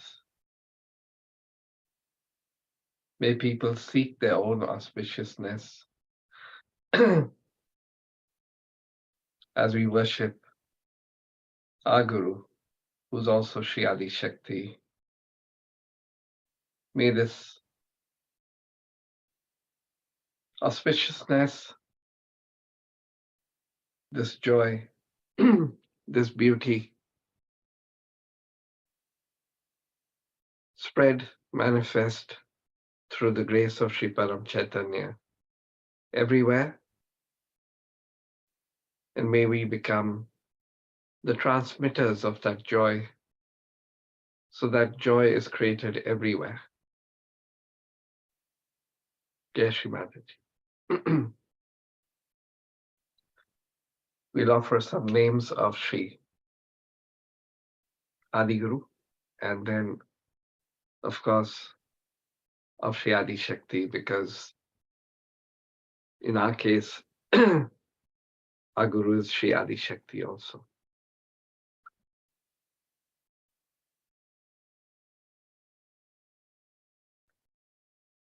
Offer the mantra to Shri Adi Guru Dattatreya. Om Tvameva Sakshat Shri Adi Guru Dattatreya Sakshat Shri Adi Shakti Shri Mataji Shri Nirmala Devai Namo Namaha.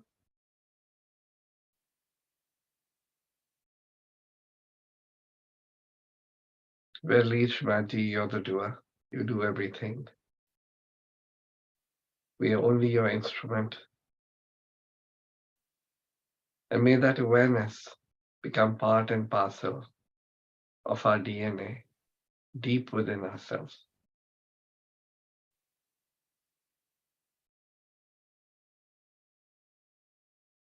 For you verily, you're the truth, goodness, and the reality. For your Sri Sattva. So we'll take the name and Namo Namaha. Om Tvameva Sakshat Shri Sattva Namo Namaha.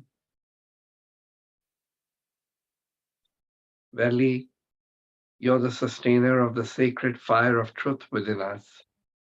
Shri Sattva Bhrit Angata. Om Tvameva Sakshat Shri Sattva Bhrita Angitaye Namo Namaha. You're the one who resides in a lotus, Shri Kamala Alayai. Om Tvameva Sakshat Shri Kamalalaya Namo Namaha. Verily, you're the golden egg of Brahma and the subtle body of the Virat, Sri Hiranyagarbha. Om Tvameva Sakshat Shri Hiranyagarbhaya Namo Namaha. For you're the dwelling place of all enlightened knowledge. You're Sri Bodha Sam Ashrayai.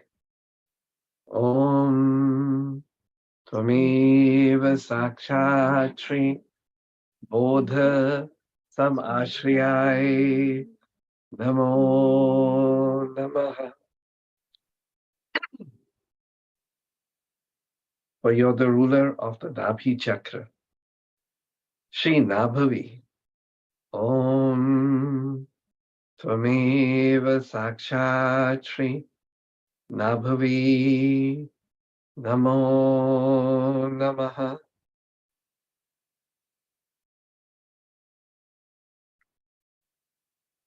You're the one who is without a sense of body or individuality, Shri Deha Shunyai.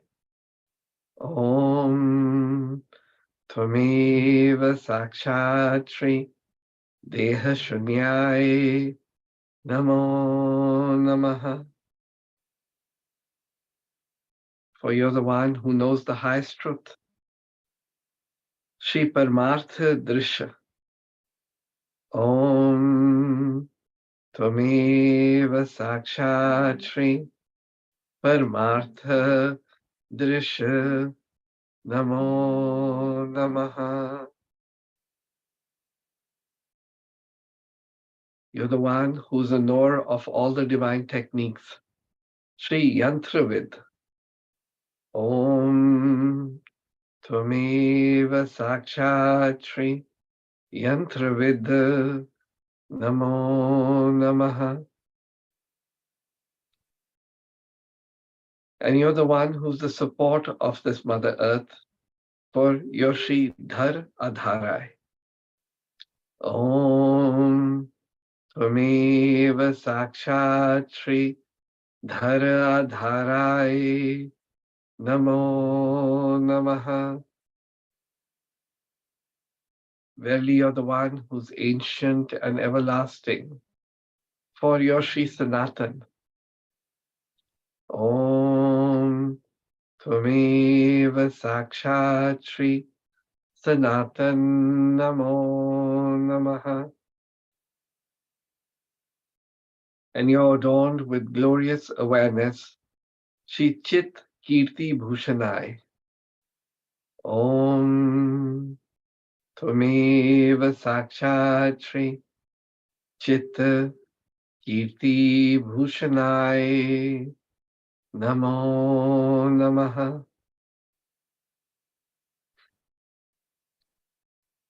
And you're the one whose eyes are the sun, moon, and fire. Shri Chandra Surya Agni Lochanai. Om Tvameva Sakshat Shri Chandra Surya Agni Lochanai Namo Namaha. Well, you're the one who's completely fulfilled from within, and you make us the same. Shri Antaha Purnai. Om Tvameva Sakshat Shri Antaha Purnai Namo Namaha. Also, you're the one who's completely fulfilled without. Shri Bahir Purnai. Om Tvameva Sakshat Shri Bahir Purnai Namo Namaha. And you're the one who's the fulfilled spirit and the essence of all satisfaction. Shri Purna Atmai. Om Tvameva Sakshat Shri Purnatmai Namo Namaha.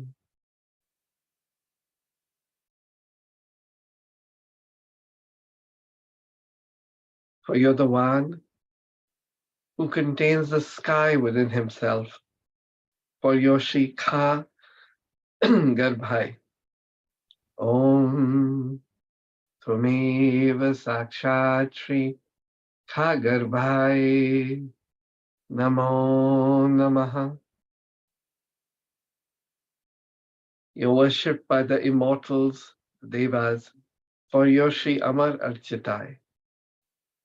Om Tvameva Sakshat Shri Amar Architai Namo Namaha. And you're fathomless and profound for your Shri Gambhira. Om Tvameva Sakshat Shri Gambhirai Namo Namaha. Also, you're the embodiment of mercy and compassion for your Shri Dayavan. Om Tvameva Sakshat Shri Dayavana Namo Namaha.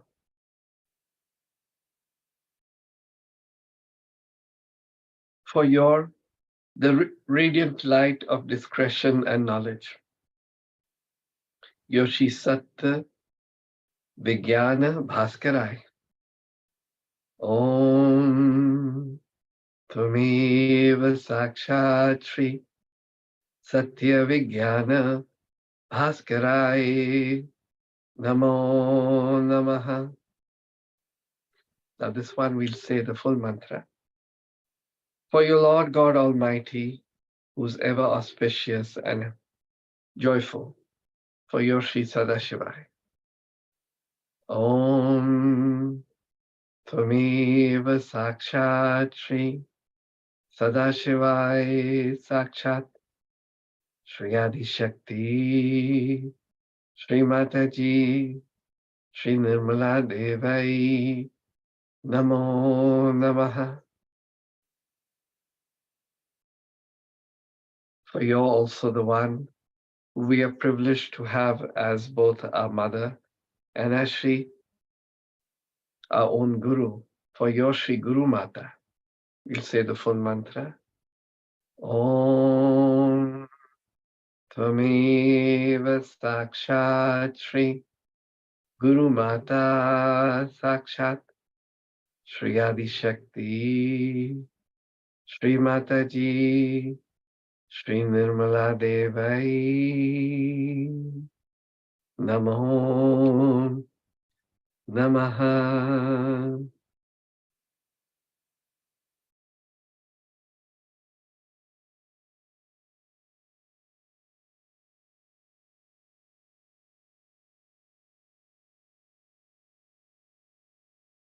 Now we'll offer some of the names of Srimati as Shri Rajrajeshwari, as the one who's also the mother and the empress of this universe, the source of everything. For Srimati Verli, you're our mother, and also the primordial power of this universe, for your Shri Mata. Om Tvameva Sakshat Shri Mata Sakshat Shri Adi Shakti Shri Mataji Shri Nirmala Devai Namo Namaha. Now we'll offer the name and Namo Namaha. For verily, Shrimati, you're the primordial power of God Almighty, for your Shri Adi Shakti. Om Tvameva Sakshat Shri Adi Shakti Namo Namaha. And Shrimati, you're the ultimate power, for your Shri Parashakti. Om Tvameva Sakshat Shri Parashakti Namo Namaha. Also, you're the one who's the queen of the Sahasrara, Shri Sahasrara Swamini. Om Tvameva Sakshat Shri Sahasrara Swamini Namo Namaha. Verily, you're the one who sits as the queen of all the chakras, for your Shri Sarva Chakra Swamini. Om Tvameva Sakshat Shri Sarva Chakra Swamini Namo Namaha.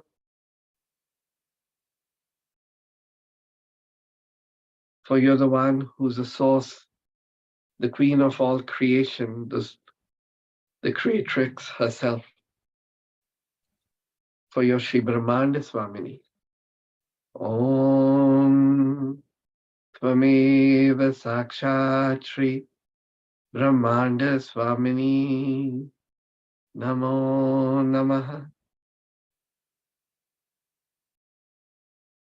For you're the one whose son Sri Ganesha resides as the Vice Chancellor on all the chakras.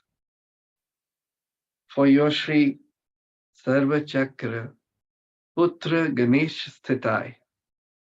Om Tvameva Sakshat Shri Sarva Chakra Putra Ganesha Sthitai Namo Namaha.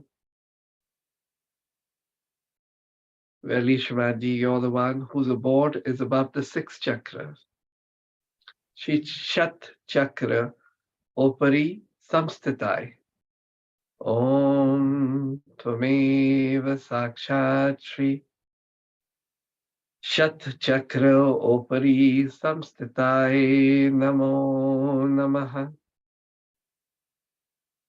Verily, Shivaji, you're the one who's seated on the throne of the 5 forms of God, Sri Brahma, Sri Vishnu, Sri Shiva, Sri Ishvara, and Sri Sadashiva, for you're the ultimate state of reality.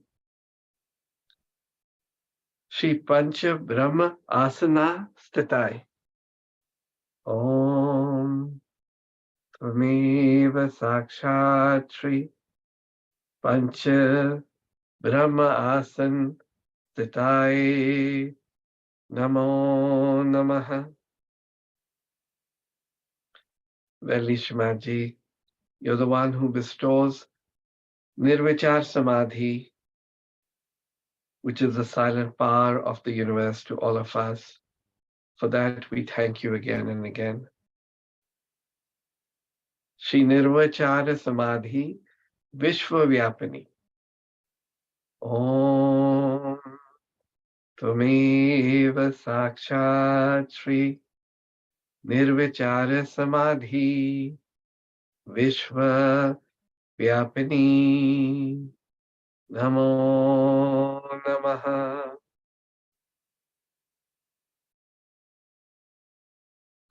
For you're the one who's the queen of Parabrahma. You're Parabrahma herself. Shri Parabrahma Swamini. Om Tvameva Sakshat Shri Parabrahma Swamini Namo Namaha. And now the last one. You're the one where all knowledge ends up in pure knowledge. You're the one who gives us the ultimate state of awareness. We'll say the full mantra. Shri Turiya Sthiti Daini. Om Tvameva Sakshat Shri Turiya Sthiti Daini Sakshat Shri Adi Shakti Shri Mataji Shri Nirmala Devai Namo Namaha. Shri Nirmala Devai Namo Namaha. Shri Mataji Shri Nirmala Devai Namo Namaha.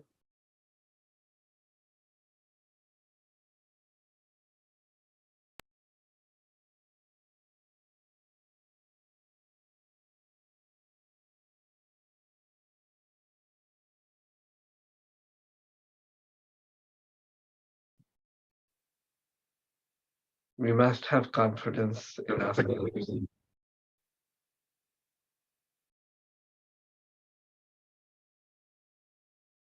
that we are one with her, and as such,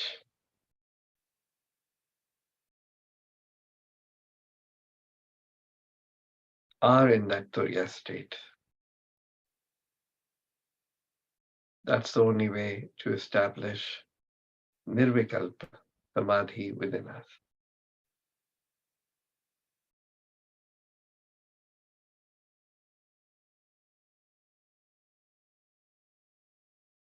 There's a very beautiful verse from the Granth Sahib, which some of us offered to Shrimadji at the Lonavala seminar in 1981. Just going to recite that verse. And as it's recited, we'll explain it too.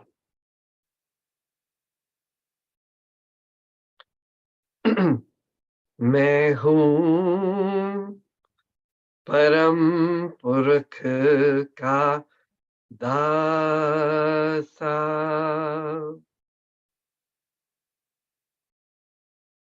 Shrimadji, verily, we are the servant. We are your servant and your children, and we bow to you. देखन आया जगत तमाशा.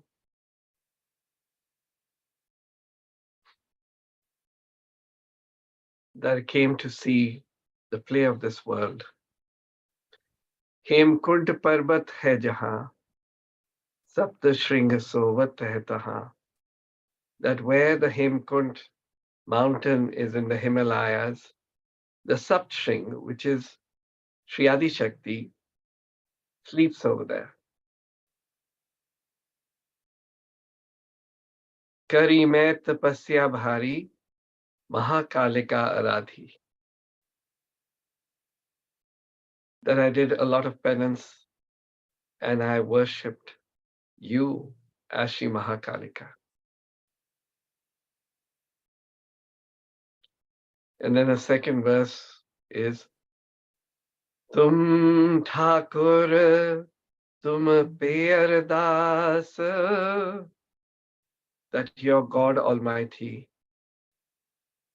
and we worship you. Jiva Pind Sab Tumara Ras, the whole of creation is just your play. Tum Mat Pita Ham Balak Tere, you're the mother and you're the father and we are children. Tumari Kirpa Me Sukh Ghanere, that under your blessings we have all the joys of this universe. Koi na jane tumra ant, nobody knows your beginning and your end. Uche se cha bhagavanta, the highest of high, the highest God of all. Sakala samagri tumri sutardhari, this entire creation, everything is yours. O Great One, who embraces the primordial Kundalini. Tum jo hoy so Agyakari, that whatever is your wish, that is our command. Tumari gat mit tum hi jani, only you know your past, the future, and you know the present. Nanak Das Sada Kurbani, that I, O Nanak, am eternally surrendered at your lotus feet. Similarly, all of us, Yogi Shamaji, are also surrendered at your feet. Give us that state of surrender which Shri Guru Nanak had, which Adi Guru has, which Shri Ganesha has, because they all know that you're the eternal, you're the one who does everything. May that become our state also. Jai Shri Mataji.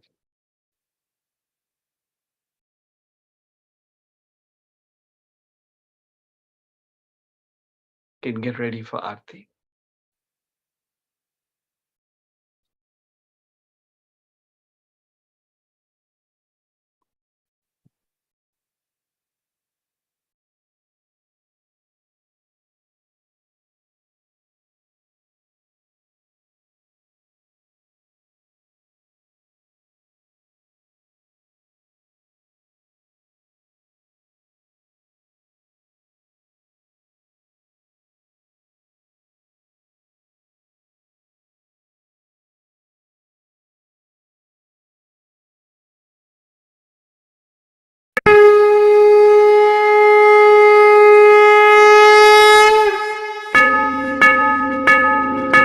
सबको दुआ देना माँ, सबको दुआ देना। जय निरमल माता की, जय निरमल माता की, दिल में सदा रहना माँ, सबको दुआ देना, सबको दुआ देना माँ, सबको देना। जय निरमल माता, जय निरमल माता की, दिल में सदा रहना माँ, सबको दुआ देना। जग में संकट कारण कितने दिए अवतार माँ, कितने दिए अवतार। विश्व में तेरी महिमा, विश्व में तेरी महिमा, तू गंगा यमुना माँ, सबको दुआ देना, सबको दुआ देना माँ, सबको दुआ देना। जय निरमल माता की, जय निरमल माता की, दिल में सदा रहना माँ, सबको दुआ देना। जो भी शरण में आया सुख ही मिला उसको माँ, सुख ही मिला उसको। बैठ के दिल में ओ माँ, बैठ के दिल में ओ माँ, लौट के ना जाना माँ, सबको दुआ देना, सबको दुआ देना माँ, सबको दुआ देना। जय निरमल माता की, जय निरमल माता की, दिल में सदा रहना माँ, सबको दुआ देना। मानव में अवतर के कर दिया उजियाला माँ, कर दिया उजियाला। कलयुग में माया है, कलयुग में माया है, फिर भी पहचाना माँ, सबको दुआ देना, सबको दुआ देना माँ, सबको दुआ देना। जय निरमल माता की, जय निरमल माता की, दिल में सदा रहना माँ, सबको दुआ देना। संत जनों की धरती है भारत माता, माँ है इस धरती पर आकर, इस धरती पर आकर दुख से दूर करना, माँ सबको दुआ देना, सबको दुआ देना, माँ सबको दुआ देना। जय निरमल माता जी, जय निरमल माता जी, दिल में सदा रहना, माँ सबको दुआ देना। जब दिल में आए तब मधु संगीत सुन लो, माँ मधु संगीत सुन लो। हो सके जो सेवा, हो सके जो सेवा हमसे करा लेना, माँ सबको दुआ देना, सबको दुआ देना, माँ सबको दुआ देना। जय निरमल माता जी, जय निरमल माता जी, दिल में सदा रहना, माँ सबको दुआ देना, माँ सबको दुआ देना, माँ सबको दुआ देना।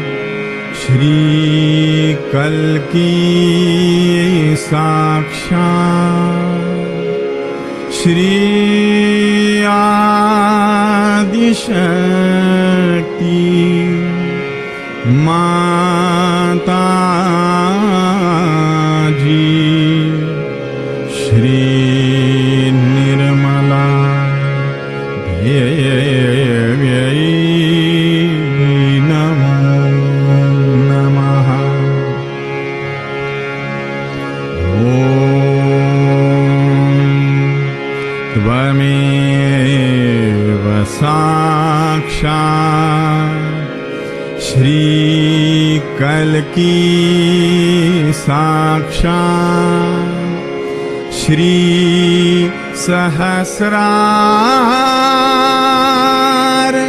स्वामिनी मोक्ष प्रदायिनी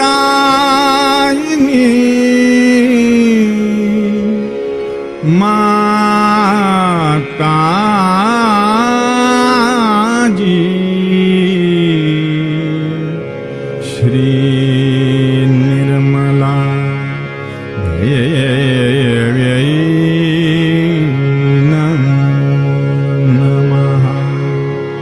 श्री निर्मला देव्यै नमो नमः। श्री निर्मला देव्यै नमो नमः।